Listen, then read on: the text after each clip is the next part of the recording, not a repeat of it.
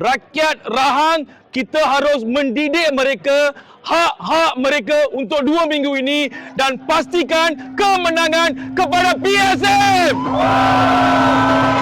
Okey, terlebih dahulu saya ingin mengucapkan terima kasih.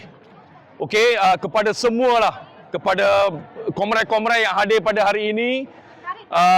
Saya rasa lama yang tunggu, dan juga komrad-komrad daripada Muda dan kepada sukarelawan yang hadir pada hari ini untuk memberi sokongan kepada pencalonan hari ini.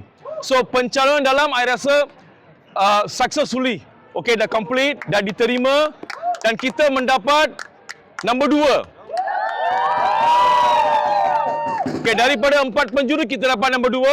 Jadi mulai sekarang saya rasa kita boleh start berkempen di Dun Rahang.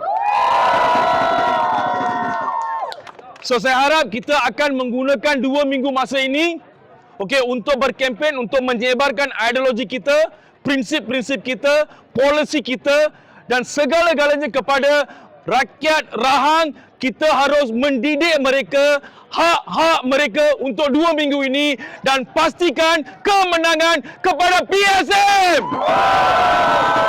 I tak nak panjangkan ucapan saya sebab memang panas hari ini. Okey, sekian, terima kasih.